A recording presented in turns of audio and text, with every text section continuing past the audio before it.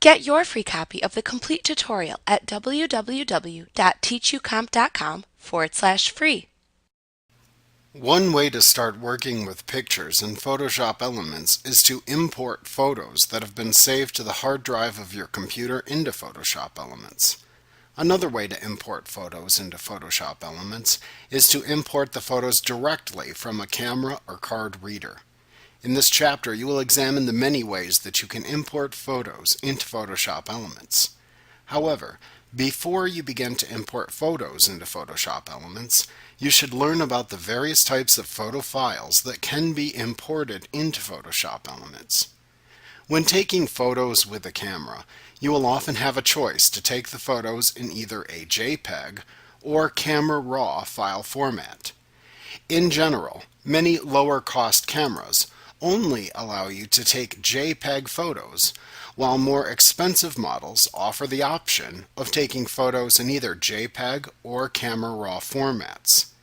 Note that while JPEG is a photo file format that is associated with file types that end with either a JPG or JPEG file extension, there are many more types of Camera Raw file formats that are available.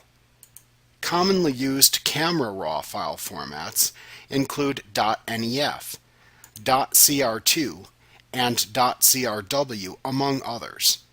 You should choose the default file type you want to use to take photos before you take pictures with your camera. JPEG, which stands for Joint Photographic Experts Group, is the most common image file type. When a camera produces a JPEG file, it compresses it before saving it.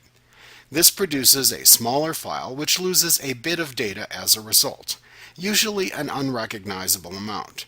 However, Camera Raw images give you the uncompressed and therefore larger files which have no loss of clarity or data. If you have the space and the choice available to you, it's always better to shoot in Camera Raw, as you will achieve the maximum photo clarity that is available. Photoshop Elements 13 is integrated with the latest version of Camera Raw. This allows you to work in a non-destructive manner with Camera Raw files to set image attributes such as white levels, sharpness, and contrast within Photoshop Elements. Working with Camera Raw files will be discussed in more detail in a later chapter. However, you should be aware of your camera's default settings before taking photographs and importing them into Photoshop Elements. Like what you see? Pick up your free copy of the complete tutorial at www.teachucomp.com/free.